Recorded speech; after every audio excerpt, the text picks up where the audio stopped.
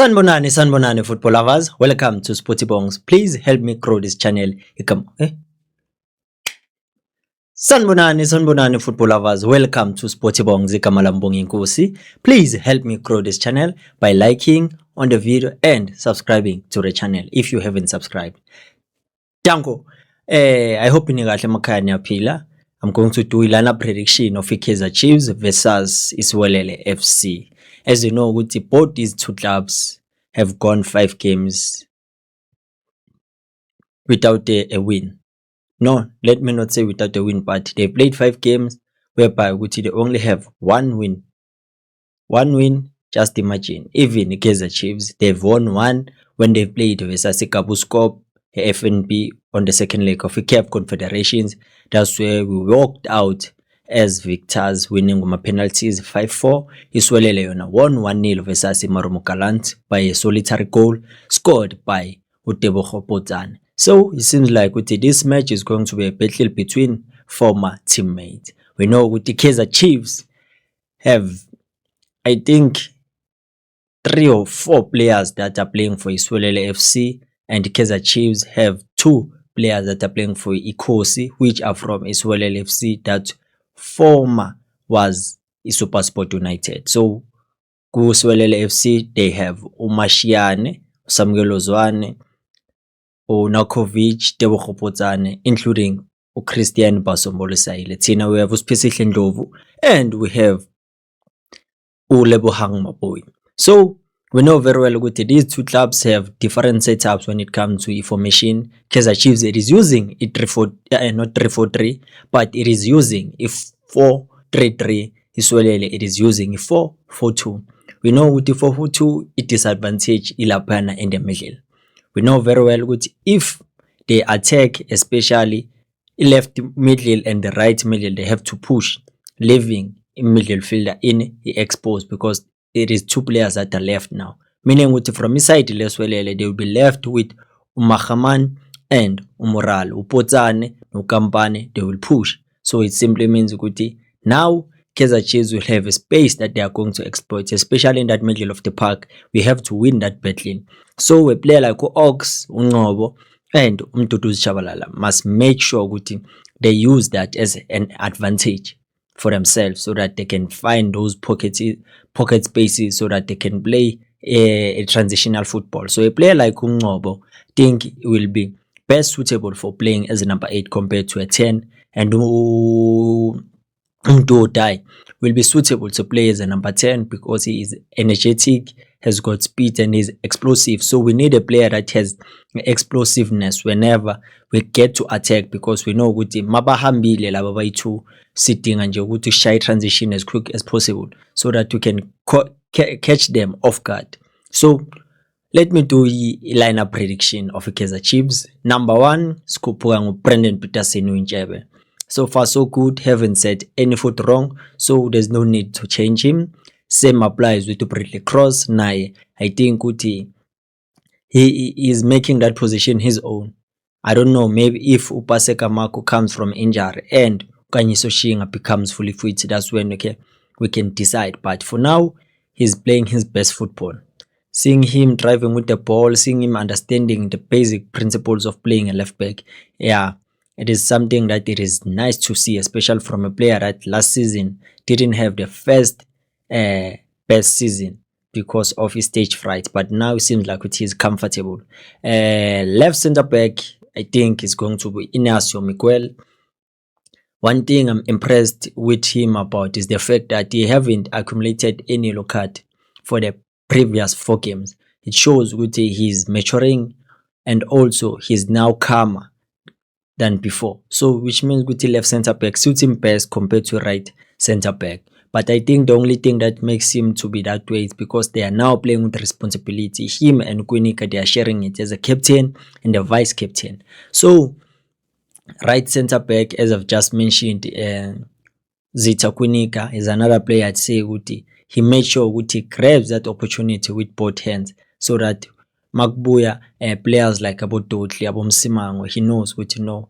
I made sure that I earn my place in that position. That's why I want to cement it, especially on the contract. He's on his last last season for Kaizer Chiefs. So he will try by all means to give us the best performances of his life.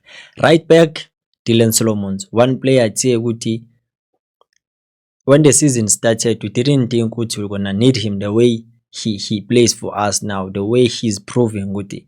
He can play as a right back that we want. It's just Guti. There are certain details that are missing on his game, but he's able to offer us width going forward. He can defend, he can attack with. So his recovery is also good. It's just in Guti. The team is not doing well. So if the team is not doing well, it's difficult to see which are the players that are doing their all so that they make the team to perform. So let's move to the middle of the park. Middle of the park, we need a trio that will understand the job and the task at hand. So with Umshini, with the Ox, with the Duduzi Shabalala, I think is going to the best trio there, because number one, you need someone that will make sure that we are not vulnerable to counterattacks, and he protects that back four, break the lines of the opponent. So he knows Guti, he does that job very well, and also he's the one that is dictating ukuthi sodlala kanjani. So I believe Guti Ox as a number 6 sazothatha isikhathi to find someone that is going to bench him, especially with the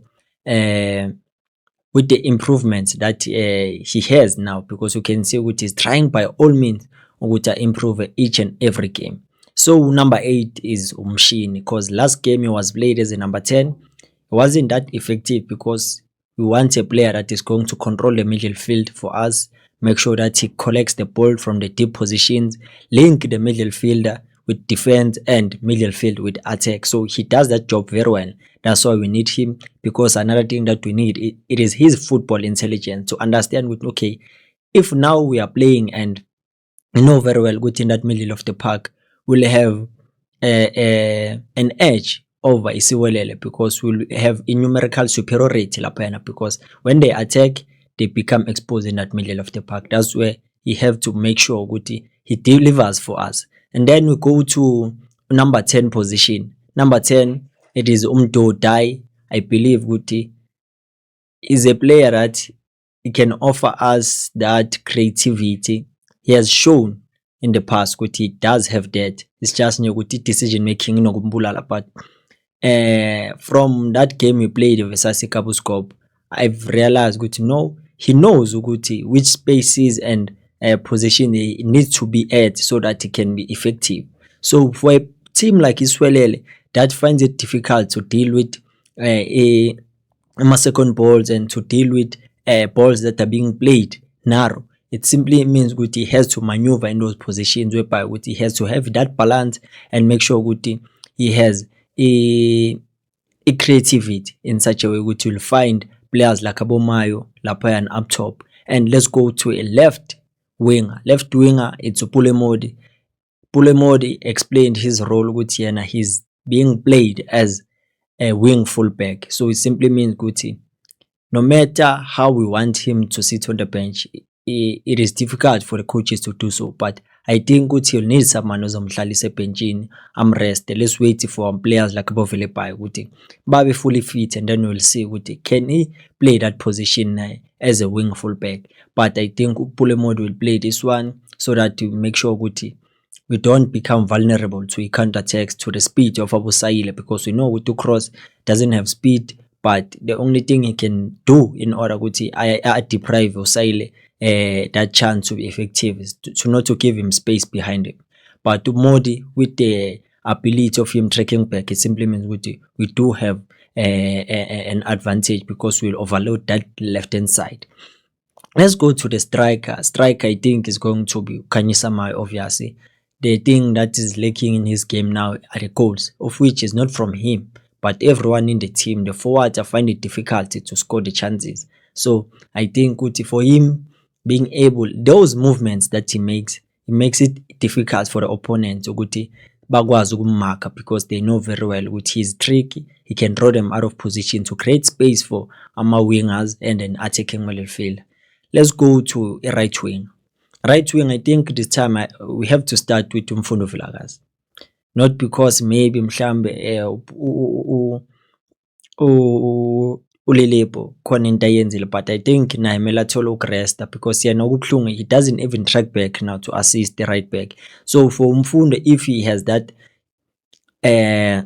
responsibility ukuthi adlale that winger whereby ukuthi he has to cut inside, whereby he has to create, I think it is better to have someone that makes himself efficient enough in front of goal, whereby ukuthi create or he shoot, because uLilepo akasadlali the way besifisa ukuthi adlale ngakhona. I think he has dropped the standard because he's complacent such a way ukuthi he thinks now he owns that position, so akahlale phansi athi ukuyicabanga and reset, and then maybe on the next game versus Durban City nge-31 yeah angabuya ke adlale.